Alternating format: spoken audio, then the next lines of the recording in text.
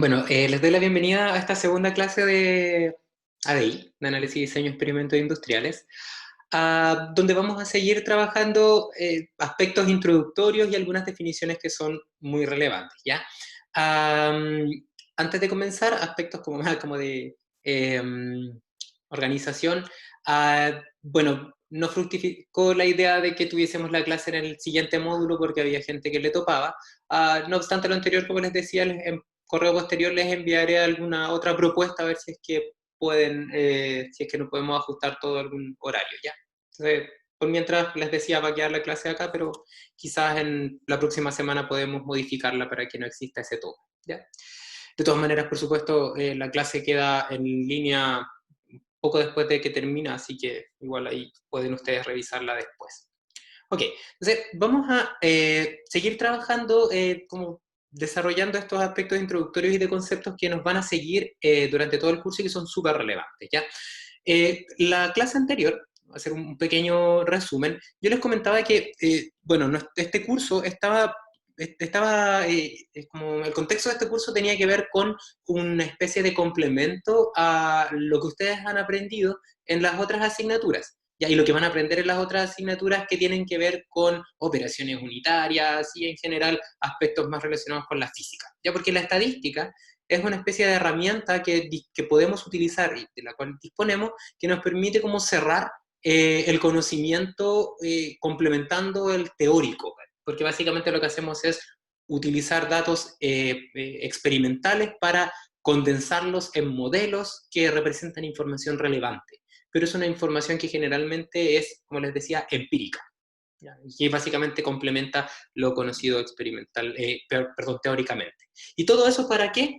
Para poder resolver problemas de una manera ordenada, que es este método de ingenieril para resolver problemas, ya que yo les comentaba que tenía que ver con eso. Entonces, el contexto es ese, y en particular nosotros estábamos interesados e interesadas en ser capaces de procesar los datos que venían de un experimento y también de la planificación en una segunda etapa del curso. Y para eso yo les comentaba que en general un proceso donde se va a realizar un experimento, podemos definir como dos conjuntos de variables. Una eran las variables independientes o aquellas variables que yo podía decidir su valor y que ese valor iba a ser implementado en este experimento o proceso y que como resultado íbamos a tener una variable dependiente que correspondía a alguna medida de la consecuencia de nuestras decisiones. Y esa consecuencia medida de nuestras decisiones generalmente nos sirve luego para indicar si es que, por ejemplo, nuestra decisión fue correcta o no. Ya en el sentido de decir, quiero encontrar unas condiciones de operación que yo tengo que decidir para que mi proceso responda maximizando su índice ambiental, por ejemplo. Entonces ahí básicamente sería la variable dependiente, sería aquella medida que me sirve para cuantificar el impacto ambiental del proceso. Pero tiene que ser una variable medida, ¿ya? Entonces, desde esa perspectiva decíamos que nuestros experimentos iban a tener variables de entrada o variables independientes de decisión y variables dependientes, que son las variables de salida, que corresponden a la consecuencia que me permite luego tomar decisiones. Y como les decía, esto que está acá, estas variables que son dependientes, están directamente relacionadas con medidas. Y las medidas, perdón lo redundante, se miden con un instrumento. Entonces, básicamente, ahí hay un tema súper relevante que vamos a ver a continuación. Cuando hablamos de estos dos tipos de variables, la forma de cómo nosotros nos relacionamos con las variables independientes define el tipo de experimento que podemos realizar, ¿ya? Y vamos a definir así como bien genéricamente que un experimento es aquella acción que me permite, de alguna manera, recopilar información de las variables independientes y de las consecuencias que representaron su implementación en un proceso, o sea, de las variables dependientes.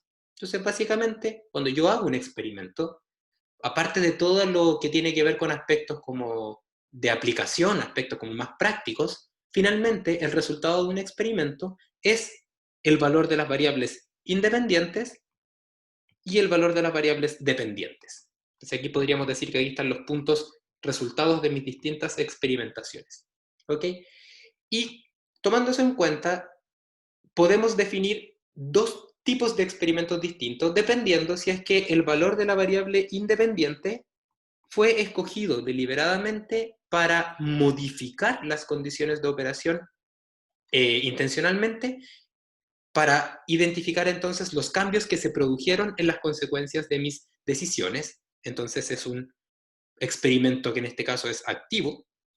Y cuando no podemos hacer estas modificaciones deliberadas para identificar los efectos que tienen mis decisiones sobre mi respuesta de interés, entonces es un experimento pasivo y dentro de ello estaban dos tipos. Retrospectivo, que es simplemente tomar datos que están disponibles generalmente en las bases de datos de los procesos, o experimentos observacionales donde identificamos una necesidad de aumentar la cantidad o la calidad de las mediciones y entonces generamos campañas de mediciones, como digámoslo así, en operación. O sea, intentando no modificar las decisiones, sino que trabajar básicamente como hemos estado trabajando siempre, pero mejorar el proceso de toma de muestra.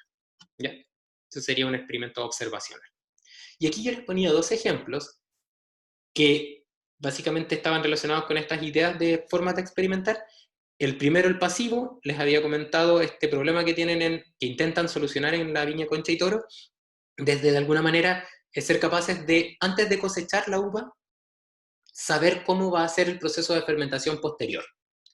Entonces, para eso están intentando hacer una relación, una correlación de hecho, entre las características de la uva y el proceso de fermentación y producto final. ¿Ya? Y esos experimentos no se pueden modificar la variable independiente, que sería las características de la uva, porque no puedo tener uvas como modificadas para ese fin, y por lo tanto es un experimento pasivo, pero es observacional porque lo que estamos haciendo, lo que hacen es aumentar la campaña de medición, medir más cosas. ¿Ya? Y un experimento activo, que es con el que vamos a seguir trabajando, porque todo este curso se basa en la posibilidad de hacer estos análisis, es el experimento el problema que yo les comentaba, que tiene que ver con la capacidad ociosa que va a quedar en las distintas faenas, en las distintas instalaciones, donde se ha tratado el cobre oxidado históricamente. ¿Ya? Porque el cobre oxidado, yo les comentaba, se trata con un proceso de lixiviación, que implica una puesta en contacto del mineral que tiene el cobre en conjunto con una solución de ácido sulfúrico diluido para que el ácido sulfúrico, con medio de una reacción redox, extraiga el cobre, lo solubilice, el cobre que está en la roca. Y el problema de eso es que cuando tenemos cobre sulfurado, yo les comentaba, o sea, que el cobre que está como bajo el manto, que está en las profundidades, este cobre sulfurado, esta mineralogía sulfurada, genera unas capas que son impermeables al ataque del ácido sulfúrico, que se llaman jarositas, y estas jarositas no permiten que penetre el ácido sulfúrico, por lo tanto no se produce la reacción. Entonces, básicamente, la idea es intentar buscar metodologías que de alguna manera pasiven la formación de la jarosita o que la hagan impermeable, por ejemplo. Y bueno, distintos estudios que forman parte como de esta etapa de análisis de los factores que influyen en los problemas de ingeniería, han identificado que existen ciertas condiciones operacionales que se podrían implementar en una planta que de alguna manera evitarían esta pasivación de la reacción de lixiviación, y que esas tecnologías se llaman de manera bien genérica pretratamientos, ya que básicamente consiste en someter la piedra a un ataque químico con distintos químicos que se han estudiado, de tal manera de evitar este comportamiento y que luego el producto final, o sea, la piedra pretratada, no forme al momento de lixiviar estas jarositas. Entonces, básicamente, lo que voy a describir ahora es este procedimiento de experimentación para conseguir como fin último identificar la mejor condición de pretratamiento que maximiza la conversión de la reacción de lixiviación. ¿Ok? Y para eso entonces se puede diseñar un experimento activo. ¿Por qué se puede diseñar un experimento activo en este caso? Porque si el pretratamiento es la variable que puede modificar por ejemplo, la formación de estas jarositas, yo puedo diseñar condiciones experimentales en las cuales trate a la piedra con distintos pretratamientos. Entonces yo deliberadamente voy a hacer modificaciones en las variables independientes o que lo que es lo mismo en las decisiones, en las variables de decisión. ¿Ya? Entonces básicamente sería un experimento activo por ese sentido. Y les voy a contar entonces de qué se trata este proceso de tal manera de que comprendan a qué me refiero y básicamente aspectos relacionados con los experimentos activos. ¿Ya?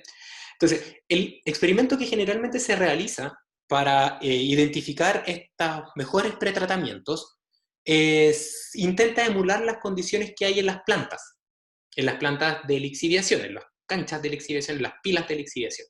¿Ya? Para que se hagan una idea, las pilas de lixiviación, si alguna o alguno de ustedes tuvo la oportunidad de ir a la minera Amalia Catemu, dentro del programa de visitas industriales del departamento, ahí está la planta completa, hay un proceso completo de hidrometalurgia, y básicamente las pilas de lixiviación son cerros, ya que se arman de una manera bien particular, que tienen unos minerales que tienen una determinada mineralogía, que básicamente están como a media pulgada. ¿Ya? Y estas piedritas que están acá se riegan con una solución, ¿ya? Que tiene ácido sulfúrico diluido, perdón, y el lixiviado, lo que se recupera en el fondo de la pila, va a una piscina, ¿ya? Y esta piscina que está acá, que contiene una solución, perdón, que se llama PLS, que significa solución es Pregnant Leaching Solution. Es una solución rica de lixiviación. Se recircula, lo hace varias veces y cuando llega un determinado tiempo de residencia, esto va a otras etapas donde el cobre que está acá, ahora en solución, se extrae con un proceso que se llama extracción por solvente, proceso de CX, y ahí vienen el resto de los procesos. ¿Ya? Entonces, en el laboratorio, lo que se hace para evaluar las tecnologías que se van a utilizar en el pretratamiento, o sea, cómo vamos a pretratar la piedra antes de formar estas pilas de lixiviación, es básicamente intentar emular un volumen de control que hay dentro de esta pila, y esos se llaman columnas de lixiviación. ¿Ya? Y lo que ustedes ven ahí en esa imagen es la foto de una compañera de ustedes que realizó su memoria en el Departamento de Ingeniería Metalurgia haciendo estos experimentos. ¿Ya? Es el laboratorio del Departamento de Ingeniería Metalurgia, que está en el campus. Ya, donde básicamente, aquí ustedes pueden ver, si se alcanza a ver, aquí están las bombas que yo les comento. La bomba alimenta una solución, esa solución se va regando por arriba, es una solución que tiene H2SO4, ahí está el estanque de almacenamiento de la solución, y aquí se produce la lixiviación, y aquí vamos obteniendo el PLS. ¿Ya? Entonces, básicamente, en esas columnas que se llaman columnas de lixiviación, lo que se hace es regar el mineral que hay ahí durante un determinado tiempo, y ese mineral previamente fue pretratado. ¿Ya? Y el pretratamiento es a lo que no compete. Entonces, ¿cómo se cargan estas columnas? O sea, ¿qué es lo que hay previo a todo este proceso de lixiviación? Bueno, primero lo que hay que hacer es tomar una muestra súper representativa de la mina, de aquellos minerales que van a ser tratados mediante este procedimiento. Entonces hay todo un proceso que implica una toma de muestra, y la toma de muestra, ¿qué característica tiene?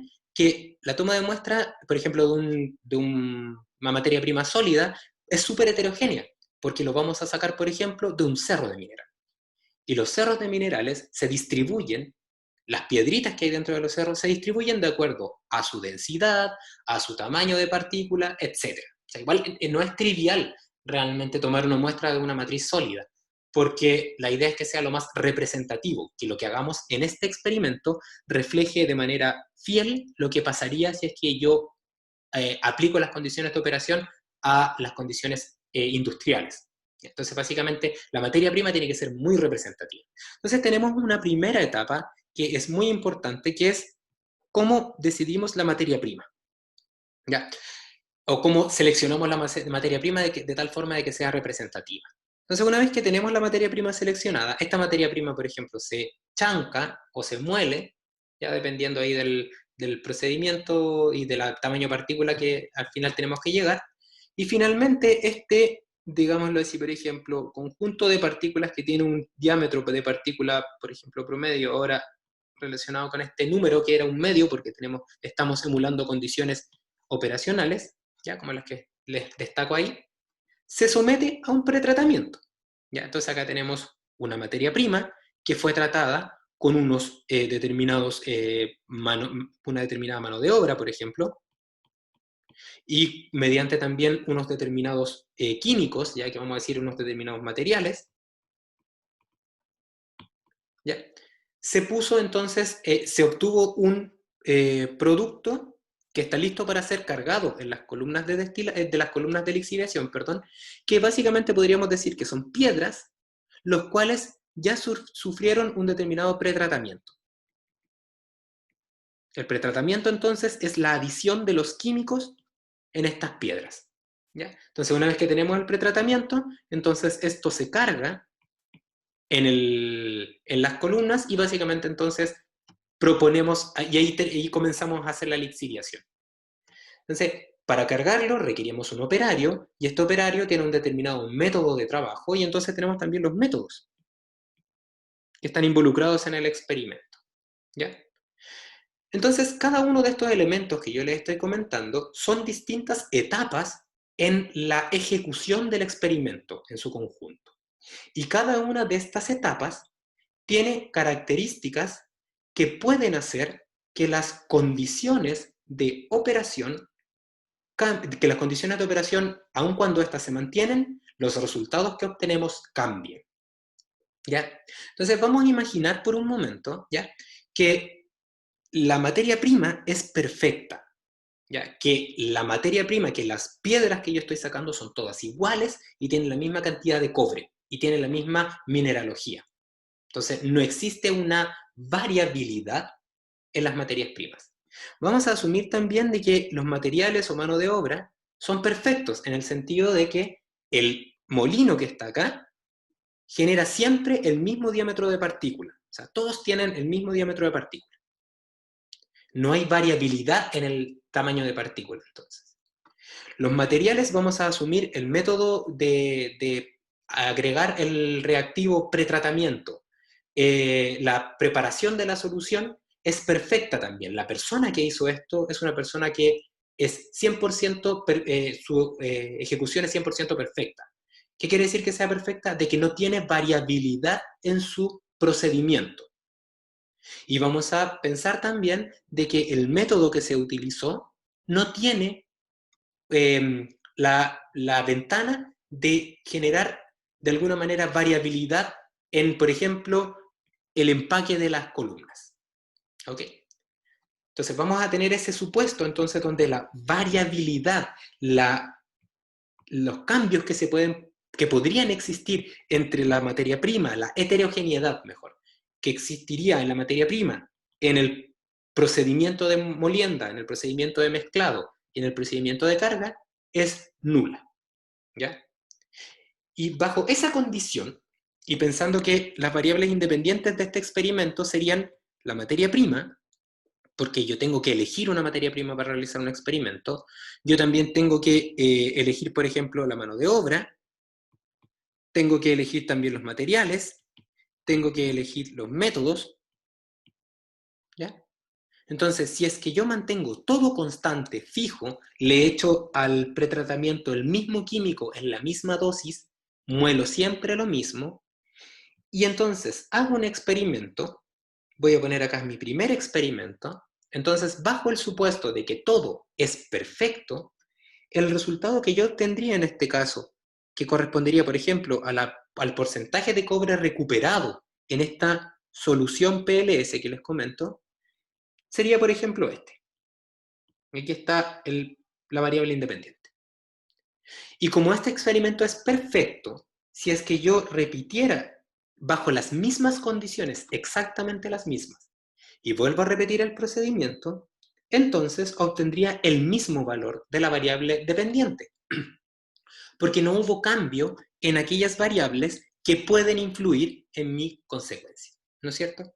Y ahí yo podría hacer tantos experimentos, por ejemplo, en experimentos, donde siempre obtendría el mismo valor, ¿ya? ¿Qué es lo que hay acá?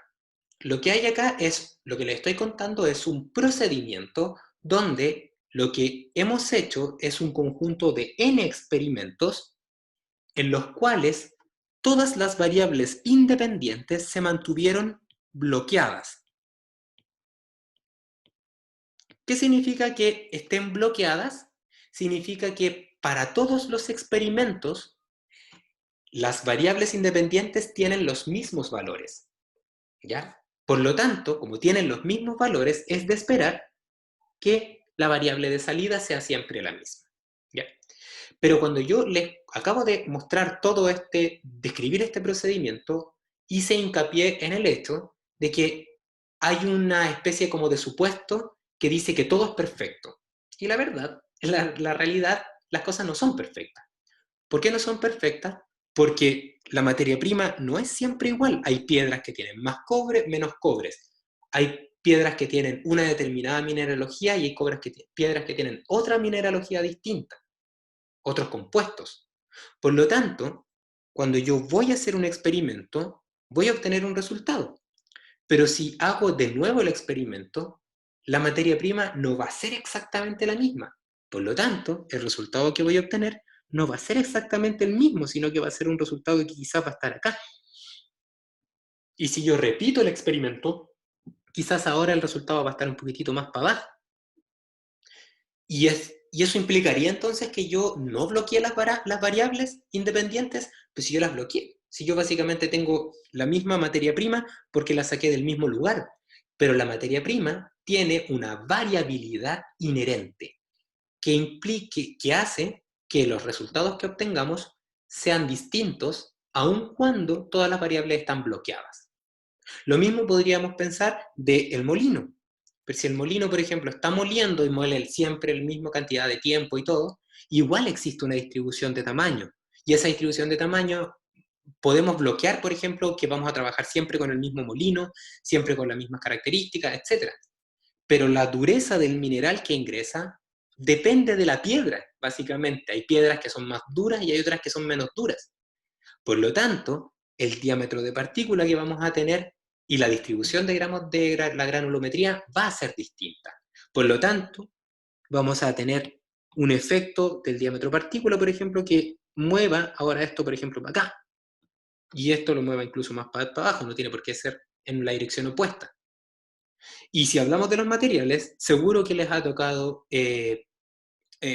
preparar una solución, y cuando uno prepara una solución, tiene el matraz de aforo, y el matraz de aforo, de repente la burbuja está un poco más arriba y un poco más abajo. Porque es clásico, porque no, esos son errores experimentales que uno asume. ¿Ya? Y esos errores experimentales van a generar entonces también que en vez de tener ese valor, quizás tengamos un valor acá, y acá, y acá. Entonces, básicamente, y por supuesto, lo último, cuando cargamos la materia prima, podemos cargarla de una forma u otra de tal manera que quede con porosidades distintas. Y por lo tanto, la solución va a penetrar en el lecho de manera distinta. Entonces, todas estas características generan variabilidad en el experimento y esa variabilidad del experimento implica que los resultados que se obtienen van a ser distintos, aun cuando todas las variables independientes estén bloqueadas. ¿Ok? Entonces, definiremos que en estas condiciones, cuando tenemos un experimento en el cual, cuando tenemos todas las variables bloqueadas, independientes bloqueadas, tenemos resultados distintos, lo vamos a definir como un experimento aleatorio.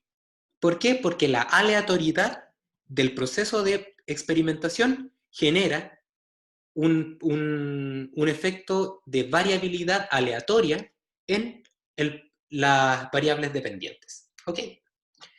Hasta acá, ¿se entiende? Sí, Súper. profe, Dígame. yo igual tengo una duda, Dime, Bárbara. que al momento de evaluar esto, o sea, nosotros vamos a tener que aplicar algún tipo de factor de corrección o los datos que vamos a tener, en verdad no sé, estoy especulando, quiero saber cómo que viene después. Ah, Eh, uh-huh. ¿Van a ser como datos aleatorios también? ¿O cómo lo vamos Sí, a hacer? sí, a ver, Lo que estamos haciendo acá, Bárbara, es simplemente como dando como las condiciones que debiésemos esperar en cualquier Ujú. resultado de un experimento, ¿cachai? Y básicamente Sí, po. estamos intentando reconocer por qué nos pasa lo que nos pasa en los experimentos, que es básicamente que Mm, por más que intentamos repetir el mismo experimento con las mismas condiciones, obtenemos resultados distintos. Entonces, sí, po. básicamente, lo primero tiene que ver con eso, de que básicamente tenemos variables aleatorias que son el resultado de un experimento aleatorio.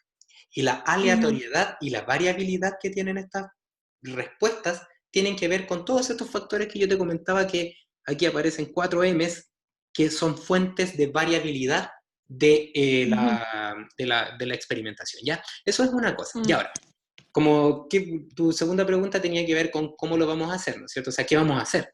sí. Por qué yo te estoy contando esto?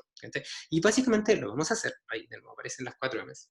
Y ahí lo que vamos a hacer finalmente, así como después de un largo proceso, es que vamos a ser capaces de todos estos datos que están acá, que tú estás viendo ahí, que son una nube de datos, extraer la información más relevante, ¿ya? Mediante metodologías estadísticas. Y luego, mediante estas mismas metodologías estadísticas, comparar, por ejemplo, lo que pasa cuando yo tengo esta nube de datos con un pretratamiento y cuando tengo otra nube de datos, por ejemplo, una que está por acá abajo, con un segundo pretratamiento. Porque necesitamos, de alguna manera, tener herramientas que nos permitan comparar datos que no son iguales entre ellos, pero no son iguales entre ellos porque tenemos una variabilidad inherente en los datos. ¿Cachai? Entonces, básicamente, la estadística lo que intenta hacer es, aun cuando existen diferencias entre los valores que estamos obteniendo, si es que yo someto este tratamiento a otras condiciones, evaluar si es que las diferencias que obtengo cuando yo obtengo una nube de puntos con unas condiciones y con otras son importantes o no. Te lo explico de inmediato, pero básicamente esa es la idea, ya que las técnicas que vamos a ver lo que nos van a permitir es evaluar si es que, por ejemplo, cuando yo uso en vez de un químico 1, un reactivo 1, utilizo un reactivo 2, que me dijeron que era mejor o que estamos explorando, evaluar si es que el efecto que tiene el reactivo 1,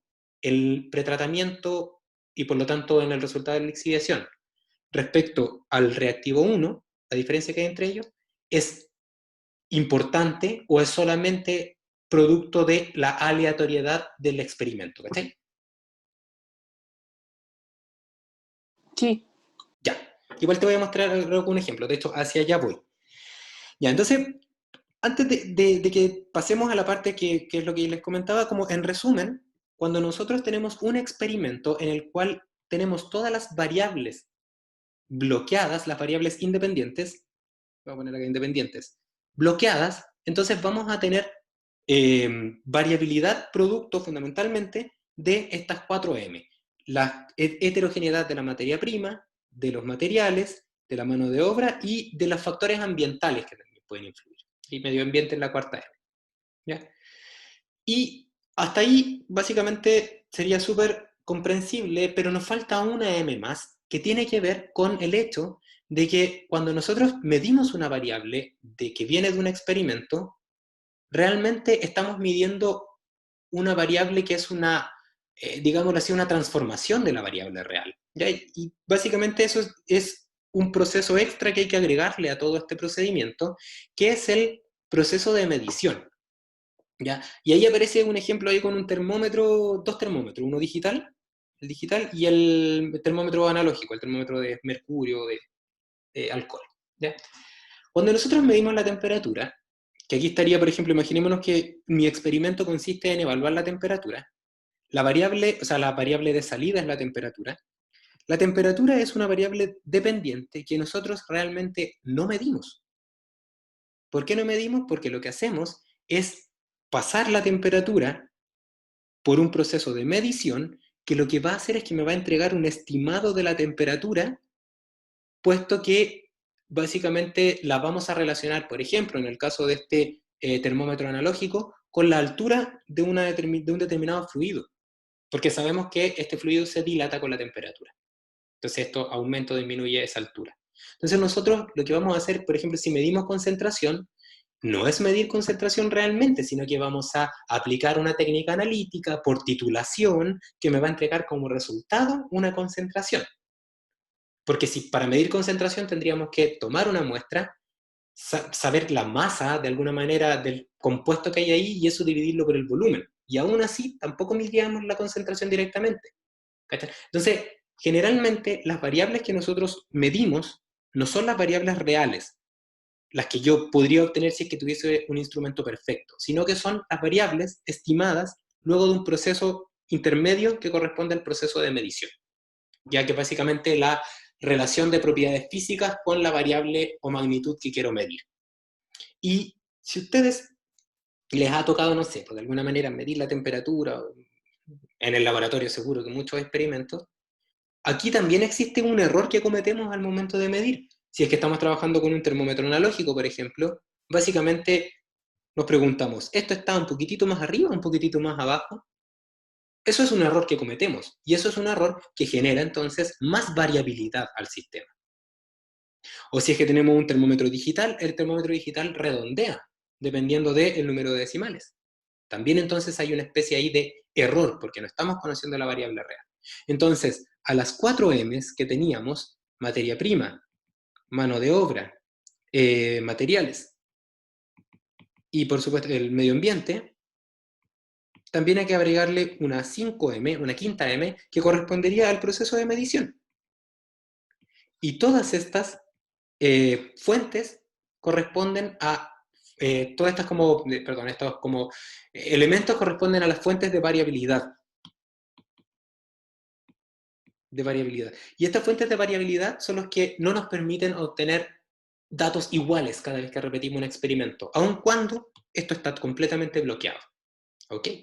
Entonces, con esto en mente y teniendo en consideración que cada una de las variables que están acá generan una variabilidad en el sistema que va a implicar entonces que mis datos que yo voy a obtener, aun cuando todo está bloqueado, tengo la variable independiente completamente bloqueada, o sea, son siempre la misma, los experimentos que vamos a obtener van a generar variables dependientes que no van a ser iguales. ¿Ok? Entonces, dicho esto, vamos a pensar ahora qué significa hacer un experimento activo. ¿Ya? Entonces, básicamente vamos a decir que todas estas materias primas, por ejemplo, utilizando este reactivo, que vamos a poner reactivo 1, manteniendo todo el resto de las cosas bloqueadas, o sea, todas las características que aparecen en el proceso ahora están ahí. O sea, el reactivo es el reactivo 1, la materia prima es siempre la misma, el molino es siempre el mismo, el operario que trabaja es siempre el mismo, todo es lo mismo. Entonces vamos a tener un conjunto de datos que fueron obtenidos a partir de un experimento. Y este experimento vamos a decir que son con condiciones bloqueadas o el valor de las variables independientes fijas. ¿Ok? Entonces, yo les comentaba que para solucionar el problema de la lixiviación se estudian condiciones de pretratamiento que mejoren la cinética. Entonces podemos probar con distintos reactivos de pretratamiento. ¿Ya? Y para evaluar cuál es el mejor, yo entonces podría decir que si esto acá, por ejemplo, corresponde al porcentaje de cobre extraído, con, por ejemplo, las U fijas, que implica tener el reactivo 1, quisiera saber qué pasa si es que ahora, en vez de utilizar el reactivo 1, utilizo el reactivo 2. ¿Ya?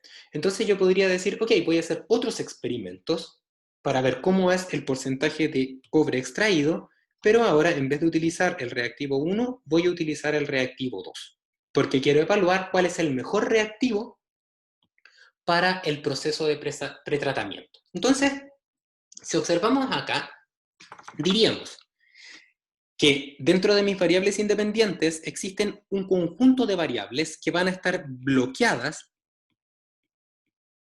o sea que vamos a tener las materias primas fijas, el molino va a estar fijo, la persona va a estar fija, todo eso, y voy a tener una variable independiente, que vamos a poner acá el reactivo que se utiliza en el pretratamiento, sobre el cual quiero saber si es que tiene un efecto sobre el porcentaje de cobre recuperado.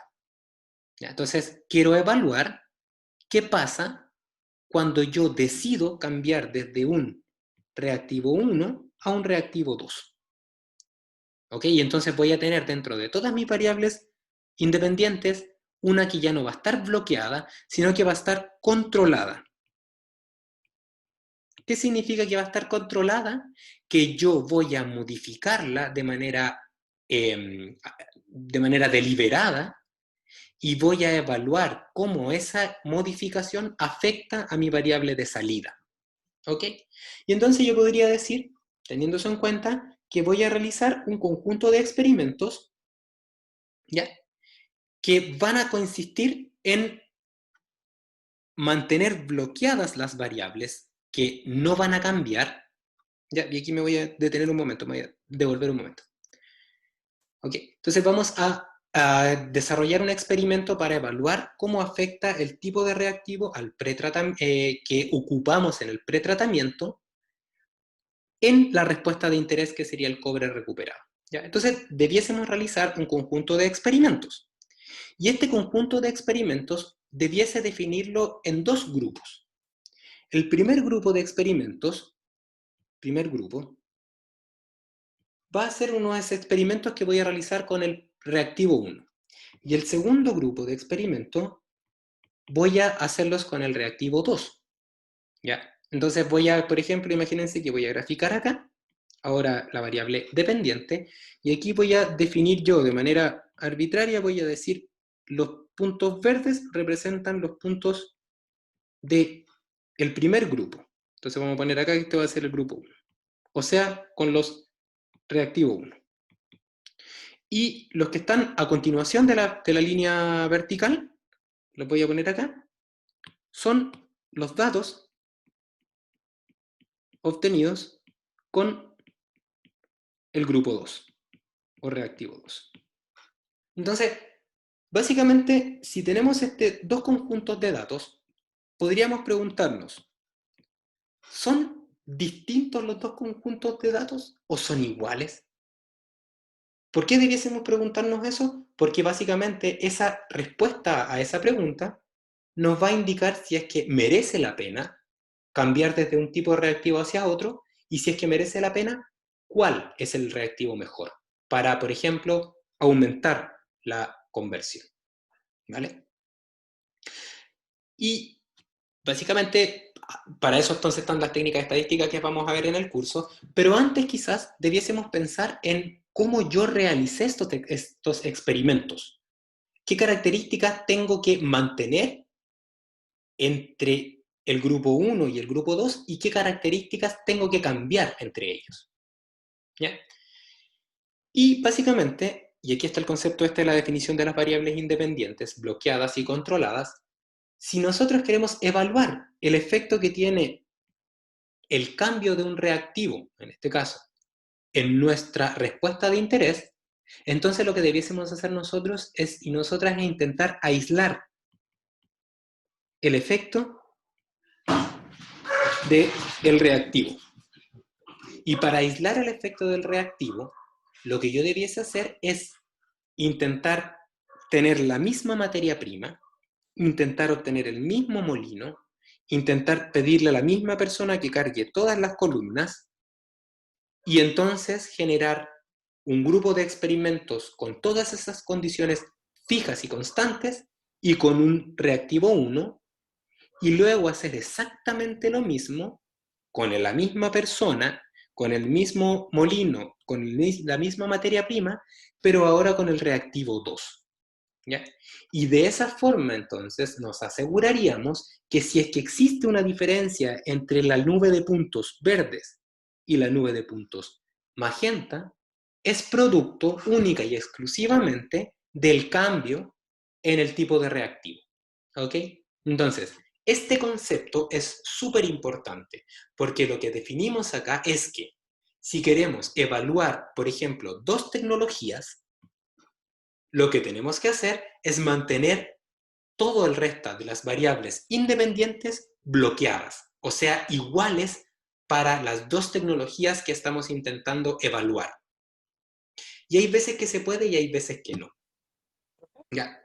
Entonces, cuando se puede mantener todo constante, por ejemplo, el molino es siempre el mismo, ¿ya? Entonces vamos a decir que estas variables, por ejemplo, la variable molino, está bloqueada. ¿Por qué está bloqueada? Porque para los dos conjuntos de datos tiene el mismo valor. La variable, en este caso, reactivo, utilizado en el pretratamiento, no va a ser igual para el grupo de experimentos 1 que para el grupo de experimentos 2, porque yo deliberadamente la cambié. Entonces, esta variable que yo deliberadamente cambio entre las dos tecnologías, porque es la que yo quiero evaluar su efecto, pero que dentro del grupo se mantiene constante, porque si se fijan, todos los datos verdes fueron obtenidos con el mismo R1 y todos los datos magenta con el mismo R2, pero entre ellos no son iguales, va a ser lo que llamamos una variable controlada.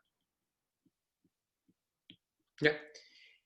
Y por último, existe otro tipo de variables que en ocasiones no se pueden bloquear, que no las necesitamos controlar, porque básicamente no es el caso, pero tampoco las podemos bloquear. Por ejemplo, imagínense que estos experimentos son súper largos y el operario u operaria no puede estar todo el tiempo ahí. Entonces vamos a tener que necesitar un conjunto de operarios y operarias que van a cambiar, que van a agregar su propia variabilidad. Entonces, para asegurarnos de que aun cuando estas personas sean distintas, igual observemos que el cambio esperado en los dos conjuntos de datos sea solamente producto del cambio de tecnología, lo que tendríamos que hacer es que los operarios trabajaran en ambos grupos de datos de manera no intencional, o sea, básicamente que tanto a la operaria u operario más experimentada como al que está recién empezando, le pudiese tocar utilizar o hacer los experimentos con el reactivo 1 o el reactivo 2. ¿Ok? Y eso, en las variables independientes, se llaman variables aleatorizadas. Profesor, Dígame. que usted está hablando acerca de, por ejemplo, si es que tengo, por ejemplo, variables que no son heterogéneas. Por ejemplo, la muestra de minerales o uvas o diferentes cosas. Uh -huh. Así. ¿Qué pasa en ese caso, por ejemplo, cuando, no sé, pues yo quiero probar reactivos y yo escuché, por ejemplo, que el reactivo 2 es un poco mejor que el 1, Uh -huh. porque me incrementa un poco la ley del mineral. Sí, sí. Entonces, ¿cómo es que, si es que estas variables son heterogéneas de por sí, yo puedo demostrar esto? Es que se hacen demasiados muestreos de datos. ¿Cómo es que se puede saber ahí efectivamente Sí, por medio de esa distribución? sí. Porque tampoco están aparentes en esos casos, por ejemplo, el de la No, ley. no, de hecho lo es, y eso es un punto súper relevante, porque básicamente cuando nosotros hacemos los experimentos, efectivamente lo que vamos a obtener es una nube de puntos, como lo que ustedes están viendo acá. Ya imaginemos el caso que tú comentas, donde escuchamos que el reactivo 2 genera una pequeña mejora respecto al reactivo 1, ¿ya? Pero claro, efectivamente, como tenemos una heterogeneidad de la materia prima, básicamente no somos capaces, por ejemplo, de ver esa mejora en nuestro proceso, porque son tan heterogéneos los datos, o sea, la materia prima es tan diversa, que básicamente obtenemos algo como lo que les estoy mostrando acá, que básicamente aun cuando existe una pequeña mejora, esa pequeña mejora no es tan evidente. ¿Vale? Entonces, al respecto, existen algunos elementos que son relevantes de mencionar. Primero, las mejoras tienen que ser apreciables. ¿A qué me refiero que tienen que ser apreciables? Que pues nosotros podamos saber, por ejemplo, que voy a poner un ejemplo que es bastante como cotidiano para nosotros que estudiamos la carrera. Siempre nos han dicho que los líquidos se pueden asumir que tienen densidad constante, ¿no es cierto? Siempre nos han dicho eso.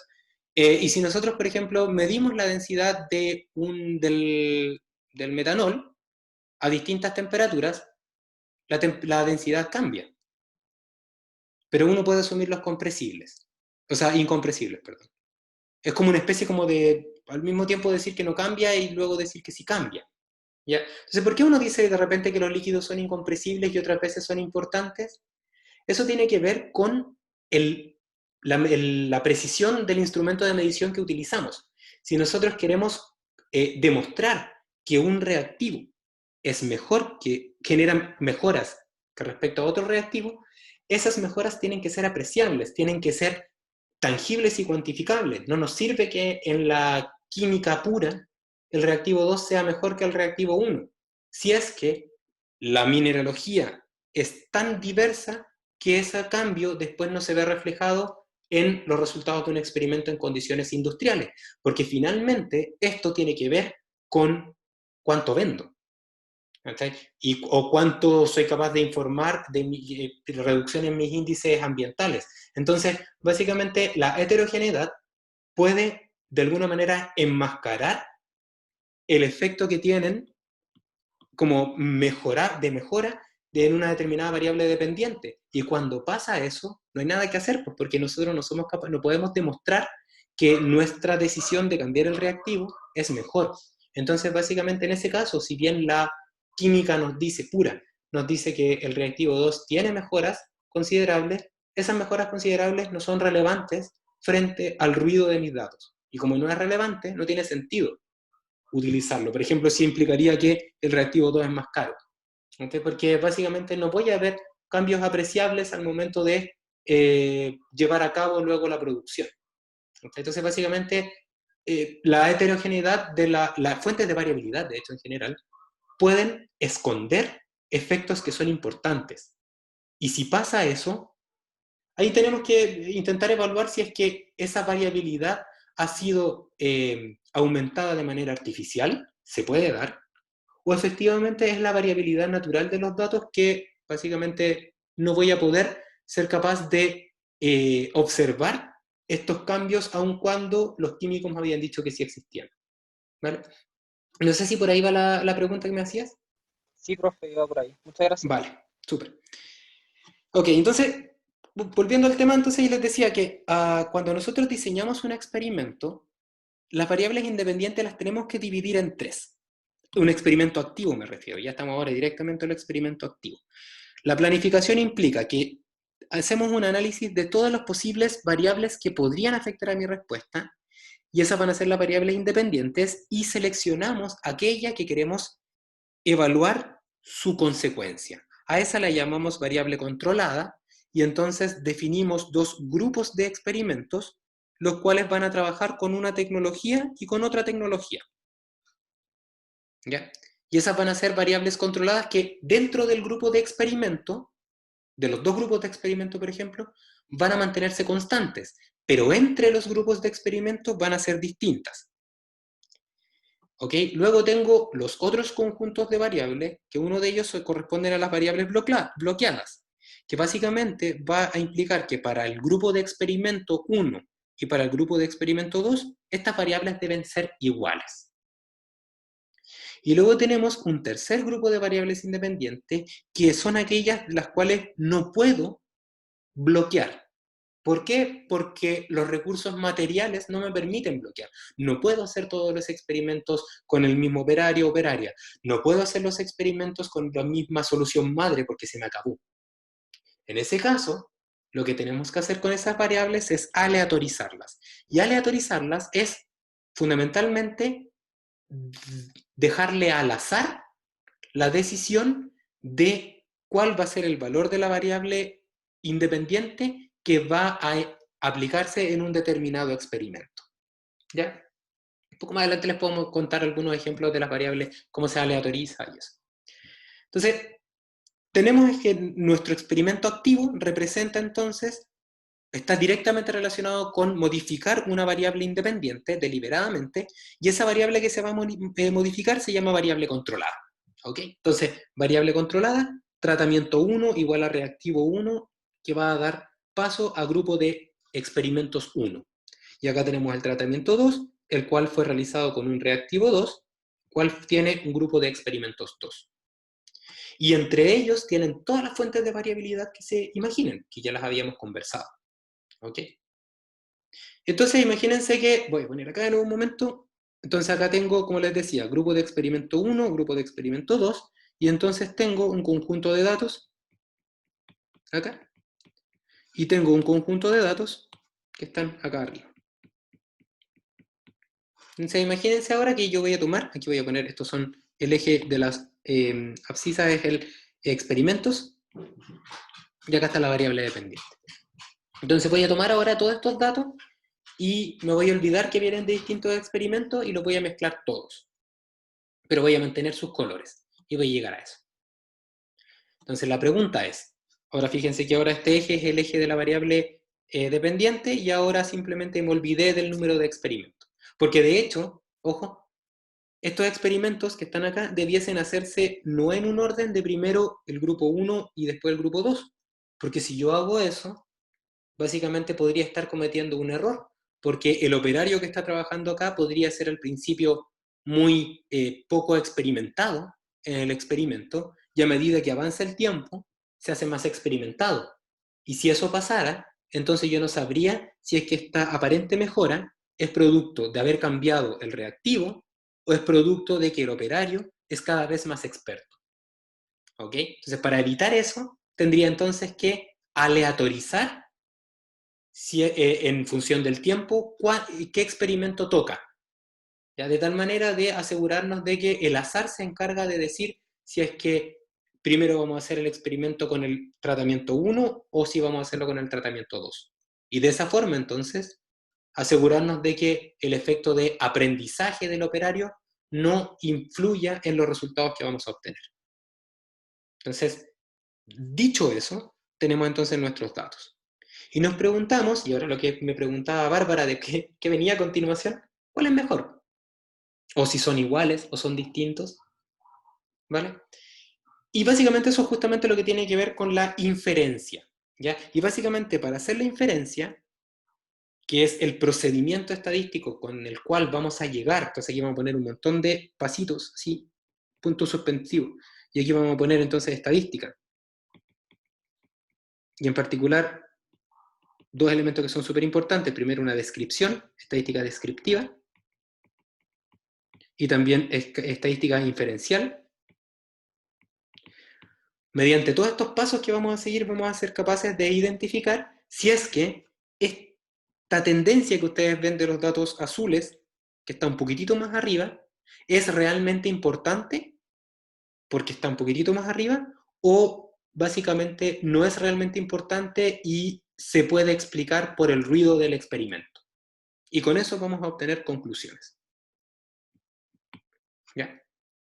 Y eso básicamente es como la idea del experimento activo y el concepto de bloqueo, que es súper importante al momento de hacer los experimentos, ¿ya? Entonces, cuando nosotros queremos evaluar distintas tecnologías, tenemos que ser capaces de generar grupos de experimentos, los cuales bloquean el resto de las variables independientes y las que no pueden ser bloqueadas tienen que ser aleatorizadas. ¿Cómo sé yo cuáles son esas variables? Lo sé porque al principio el profe me puso una PPT que habla acerca del método ingenieril para resolver problemas, donde lo que tenemos que hacer antes de cualquier cosa es hacer una descripción detallada. Y ahí vamos a saber cuáles son las variables que influyen y cuáles son las que no influyen. ¿Ya? Entonces, no se le olvide de eso, porfa, porque todo esto tiene mucha importancia. ¿Ya? Ya, ok, entonces, cuando hacemos los experimentos, básicamente la idea es que estos experimentos y los resultados que obtenemos luego sean replicables. ¿Replicables dónde? Por ejemplo, en la industria. ¿Ya? Y para eso entonces existe una especie de resumen que les voy a mostrar a continuación de la planificación en un diseño de un experimento aleatorio. ¿Ya?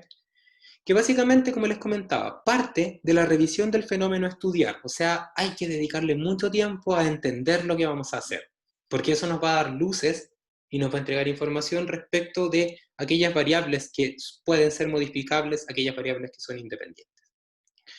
También, con esa información vamos a ser capaces de identificar las variables relevantes y con eso la idea entonces es controlar aquella que queremos evaluar su efecto. Entonces acá vamos a poner tratamiento 1, va a ser distinta que para el tratamiento 2, pero entre ellos, dentro del tratamiento, dentro del número de experimentos que se hagan con los dos tratamientos, esos valores tienen que ser iguales. Aquellas que influirían en mi respuesta, pero como yo no quiero evaluar su efecto, la tenemos que mantener bloqueada, lo que es lo mismo debiesen ser iguales en los dos conjuntos de datos de tratamientos, y aquellas que no las puedo bloquear, no las puedo mantener iguales, y por lo tanto las tengo que aleatorizar. ¿Ya? Entonces, con esa info nos vamos al laboratorio, porque ya sabemos cuál es la planificación, y al respecto, como tenemos que asegurarnos de que esto sea replicable, o sea que si lo repetimos muchas veces, la conclusión sea la misma, nos tenemos que asegurar de que el procedimiento sea repetible. O sea que si yo realizo este experimento de nuevo, todo este conjunto de experimentos de nuevo, obtenga los mismos resultados. Porque de lo contrario, los resultados no son verosímiles. O sea, si yo digo, por ejemplo, este reactivo es mejor, y después resulta que cuando vuelvo a hacer el experimento me dice que el otro es mejor, entonces básicamente lo que hacemos ahí es que tenemos un experimento que no es repetible. Y eso es muy malo, no nos gusta. ¿Ya? Entonces, para eso, cuando hacemos el experimento, tenemos que asegurarnos que tenemos un procedimiento definido y que siempre es igual. ¿Ya? Y este experimento tenemos que aplicarlo, de este experimento tenemos que realizarlo aplicando ese procedimiento y volver a chequear cada vez que lo hacemos de que se aplique sistemáticamente, porque es súper común que tenemos un procedimiento, lo tenemos pegado y se nos olvida volver a chequear, y es súper relevante hacerlo, ¿ya? Luego tenemos que analizar los resultados, discutir y con eso obtener conclusiones. Y con esto la idea es llegar a tener conclusiones que son creíbles, que son repetibles y que tienen un fenómeno súper relevante que tiene que ver con la causalidad. ¿Ya? Y la causalidad es algo que básicamente nos permite asegurar de que nuestra recomendación es efectivamente la que corresponde. ¿Ya? Entonces, la causalidad, fundamentalmente, tiene que ver con ser capaces de explicar luego, una explicación de que, por ejemplo, trabajar con el reactivo 2 es mejor que trabajar con el reactivo 1. ¿Ya? Y eso implica entonces que existen, no sé, por ejemplo, características del reactivo que si yo me voy a la literatura me voy a dar cuenta de que el reactivo 2, tal como me decían, Carlos, si no me equivoco, sí, me decía que este reactivo efectivamente se ha probado que es mejor en condiciones experimentales por tales características, y entonces yo fui capaz de ver esa mejora en condiciones industriales. Pero si es que llegamos a conclusiones, o sea, llegamos a resultados que no podemos luego explicar físicamente, entonces probablemente todo lo que estemos haciendo tenga algún error. Porque hay veces que las cosas pasan, pero no porque son causales, sino porque son casuales. ¿Ya? Entonces, para evitar eso, para evitar que aparezca la casualidad en los resultados, es súper importante, ¿ya? Es súper relevante hacer estos experimentos activos. O sea, de manera deliberada, modificar una variable y ver cómo esa modificación afecta a mi respuesta. ¿Ya? Entonces, como para que se entienda la idea, yo acá les pongo dos gráficos, ¿ya? Que tienen que ver justamente con la casualidad y la causalidad. ¿Ya? Entonces, estos dos gráficos que están acá representan de alguna manera la relación que existe entre dos variables que son iguales, pero a distintas escalas de tiempo. ¿Ya? Lo que ven a la izquierda representa en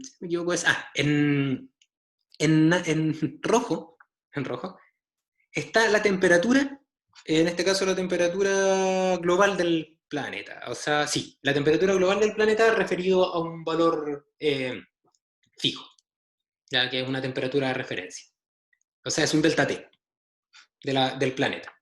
Y estas líneas que se ven así, que están saltando, representan la concentración de CO2 en la atmósfera. ¿Ya? Y eso es para distintos años. ¿Ya? Aquí pueden ver para el año 1000, 1045 hasta 1990. ¿Ya? Y claro, lo que uno observa acá es que si uno grafica para cada año el delta T versus la concentración de CO2 en un experimento como este, que sería un experimento retrospectivo, pasivo, yo observaría que a medida que aumenta la concentración de CO2, aumenta la concentración, el delta T, se hace cada vez más grande, y eso se llama efecto invernadero, ¿no es cierto? Y a esta altura con la excepción de la gente que es negacionista, básicamente todos tenemos más o menos claro de que esto es un efecto real, ¿ya? Y no es una casualidad. ¿Y por qué no es una casualidad y es una relación causal? Porque físicamente tenemos una explicación. ¿Y no es cierto? Y eso es lo que es el efecto invernadero, que si seguro vieron la película de Al Gore, sabrán, o Los Simpsons, que aparece también, cuando los gases de invernadero entran pero no pueden salir. ¿Ya? Y ahí eso es una explicación. ¿Ya? Y la causalidad permite explicar comportamientos a distintas escalas, incluso de las mismas variables. ¿Ya? Entonces, lo que yo les intento mostrar a la derecha es también concentración de CO2 y temperatura, pero ahora en, por ejemplo, una sala cerrada donde pudiésemos estar nosotros y nosotras conversando, y es una sala cerrada, adiabática. ¿Ya? Entonces, pues lo que hacemos es que nos ponemos a conversar y tenemos un medidor de CO2 y también tenemos un termómetro. ¿Ya? Y vamos registrando en un determinado tiempo la temperatura. Y luego eso entonces lo graficamos al igual que en el otro caso, concentración de CO2 y la temperatura respecto a una temperatura referencia. Y observaríamos también algo similar, que al aumentar la concentración de CO2 aumenta la temperatura. Entonces, en este experimento también, en este caso sería pasivo también, pero podríamos definirlo como observacional, porque tenemos unos instrumentos especiales para medir las cosas que de manera regular no lo haríamos. Podríamos preguntarnos si existe una relación causa-efecto entre la concentración de CO2 y la temperatura medida. Y la respuesta en este caso es no. No existe una relación causa-efecto entre la concentración de CO2 y la temperatura medida, porque no es que si yo aumento la concentración va a aumentar la temperatura, porque la concentración y la temperatura en esta escala espacial tiene que ver con el metabolismo del cuerpo. Y entonces no existe una relación causa-efecto entre la concentración de CO2 y la temperatura. Por lo tanto, la relación que podríamos obtener es simplemente una relación causal, porque si yo hago un cambio deliberado en la concentración de CO2 del ambiente, por ejemplo, del ambiente me refiero de esta sala, imagínense que estamos conversando en esta sala que está cerrada, estoy yo acá están ustedes, estamos todos acá, y resulta que de repente yo digo ya, entonces la concentración de CO2 afecta a la temperatura, entonces le meto acá un cilindro de CO2.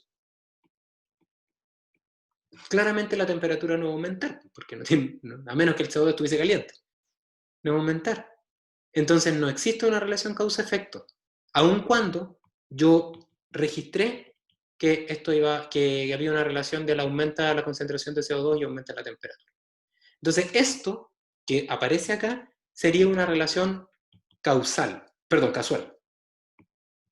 Casual, porque por casualidad resulta que estas dos variables aumentan, pero no están relacionadas en una relación variable independiente, variable dependiente, sino que las dos son variables dependientes de otro fenómeno, que es el metabolismo del cuerpo. ¿Ok? Entonces, para evitar que ocurra esto, lo que nosotros hacemos es proponer experimentos activos, donde básicamente decimos de manera activa, vamos a cambiar la concentración de CO2 y vamos a ver si es que la temperatura hace un cambio o no. Si hace un cambio, entonces podemos decir que este cambio deliberado genera un cambio genera una consecuencia y por lo tanto hay una relación causal. ¿Se entiende la idea?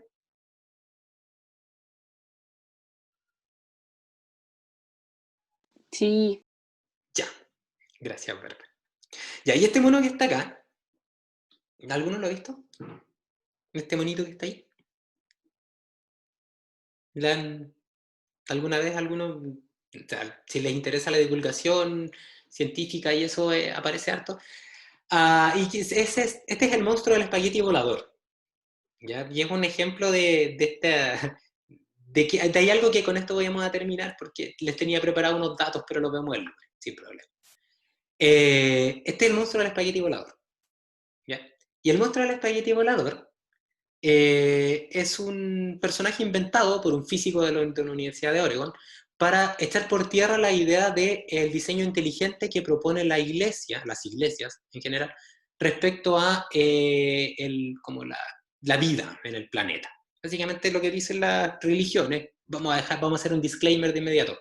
Yo soy ateo, pero no tengo nada en contra de gente que sea religiosa. Yo básicamente voy a describir lo que este físico define, ¿ya? Para que no se sientan ofendidos o pasados a llevar por el comentario que voy a hacer. No tiene nada que ver con algo personal. Este físico dice que, bueno, las iglesias, las religiones intentan decir que la presencia de la iglesia hace que la gente sea mejor, que sea más buena. Básicamente dicen eso. ¿Ya? Y se basan en el hecho de que a medida que avanza el tiempo, el número de crímenes va aumentando al mismo tiempo que el número de personas religiosas va disminuyendo. O sea, ellos asumen que existe una relación causa-efecto entre la religiosidad, entre las características como la devoción a una determinada religión versus la maldad en las personas. Mientras menos devoción a una determinada religión, mayor maldad. ¿Ya? Y claro, es muy difícil hacer un experimento activo ahí, porque no podemos entonces decirle a un grupo de una población, ya, ahora háganse cristianos, porque no funciona así. Básicamente, entonces no podemos hacer un experimento activo. Ya, entonces este personaje, este profesor de física de esta universidad, creó una religión que se llama el pastafarismo, que toma en consideración todos los elementos de esta idea de la correlación de variables para explicar fenómenos. Y entonces lo que él dijo fue, yo voy a decir que quien creó el mundo es un monstruo que vive en el cielo, que es un plato de tallarines que tiene albóndigas, y que este plato de tallarines con albóndigas tiene estas características que hizo que se creara todo en la vida. Y no hay forma de refutar lo que él dice, porque básicamente es perfecto. Si es que él dice que todas estas características son ciertas, efectivamente este monstruo crearía todo. Y existen unos apóstoles, que son los que acompañan a este monstruo del espagueti volador, que son unos piratas, ¿ya? Es un poco ahí ecléctica la religión. Y dice que los piratas son aquellos que lo que hacen es ayudar a que el calentamiento global pare.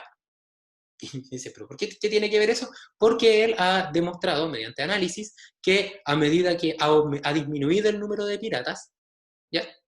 En el mundo, lo que ha pasado desde 1820, por ejemplo, hasta el año 2000, que cada vez son menos piratas, lo que va pasando es que la temperatura global media ha ido aumentando. Por lo tanto, existe una relación inversa entre el número de piratas y la temperatura. ¿Ok? Entonces, desde ese punto de vista, él dice, básicamente, si ustedes me dicen que existe una relación entre devoción y bondad, yo te puedo hacer la misma analogía, pero con esto. ¿Ok? Entonces, a partir de esto, se genera entonces esta idea de que la correlación o el análisis de variables que podrían estar relacionadas y que mediante la estadística podríamos demostrar que existe una relación, puede ser netamente casualidad y no causalidad. ¿Y por qué es eso? Porque básicamente los datos, cuando son tomados de una manera desprolija y sin un análisis complementario, podemos utilizar esa frase que dicen algunos señores periodistas donde nos dicen que la estadística sirve para demostrar cualquier cosa. Entonces, de ahora en adelante, les pido que cuando escuchen eso, se acuerden de mí, de lo que les estoy contando, y recuerden, la estadística puede demostrar solamente las cosas que son físicamente plausibles y que fueron demostradas mediante un análisis causa-efecto que incluyó un experimento activo. Porque de lo contrario, como les digo, se puede demostrar cualquier cosa, incluso que la temperatura global y el número de piratas es el mismo. Y para terminar, yo les quería mostrar, a ver, creo que tengo que dejar de compartir pantalla, entonces no, necesito. Entonces, les voy a mostrar, como para terminar, para que ustedes mismos lo puedan hacer, ¿ya? Les voy a mostrar a continuación, en un momento, Tyler. Acá está. Ya, entonces, básicamente les voy a compartir ahora mi pantalla del desktop. ¿Ya? Y lo que ustedes observan ahí es una página que está en la web, que ustedes pueden ahí revisar después, donde no sé si lo están viendo, espero que sí, donde lo que hay es un conjunto de datos que se correlacionan, ¿ya? Entonces ustedes pueden observar, no sé, pues el primero es el gasto que gasta, las lucas que gasta Estados Unidos en ciencia, espacio y tecnología, en cada año, desde el año 1999 hasta el 2009, comparado con el número de suicidios por estrangulamiento, por ahorcamiento y por sufocación en Estados Unidos. Y observarán que la relación es perfecta, a medida que uno sube, el otro sube. Entonces, ¿existe una relación causa-efecto entre los gastos que se hacen en ciencia y los suicidios? Claramente no, ¿no es cierto? Ya, ahí Alicia ahora me dice que sí. Lo mismo podemos hacer con otro ejemplo que aparece acá, que es el número de personas que murieron ahogadas cayendo en una piscina versus el número de películas en las cuales Nicolas Cage aparece por año. Y podemos observar también, fíjense que las relaciones son súper buenas. Baja, luego sube, baja. Entonces tenemos una relación igual bastante buena. Pero no significa que tenemos que pedirle a Nicolas Cage que nos siga actuando en películas para que la gente no se caiga a las piscinas. ¿Ya? Entonces con esto quiero terminar comentándole, y ustedes pueden, métanse después ahí para que vean más cosas, que básicamente que a medida que vayamos aprendiendo el curso, técnicas estadísticas, tenemos que tener claro que estos van a ser ciertas siempre y cuando estas, sí, es súper buena, Bárbara, ahí después lo pueden revisar con calma, revísenlo. Básicamente, básicamente, a lo que voy con esto es que ocupar la estadística sin complementarla con lo que ustedes conocen, lo que les enseñan el resto de mis colegas, lo que ustedes saben, o un estudio un poco más acabado, les puede hacer que básicamente intenten demostrar cosas que son no físicamente plausibles, ¿ya? Entonces, de ahora en adelante, vamos a asumir que nuestros experimentos son activos para evitar esto, porque uno podría evitar esta correlación simplemente evitando que la gente se ahogara y ver si es que con eso Nicolas Cage deja de aparecer en las películas, por ejemplo, ¿ya? O básicamente, no sé, pues dejando que la gente, evitando que la gente consuma queso, a ver si con eso la gente deja de morir atrapada en sus sábanas, ¿ya? Porque eso sería un experimento activo, ¿ya? Con esto terminamos por hoy. La próxima clase vamos a ya entrar de lleno a estadística descriptiva, ¿ya? Que tengan buen resto de la semana y buen día, que les vaya muy bien. Chao, profe. Chao, chao. Chao, profe.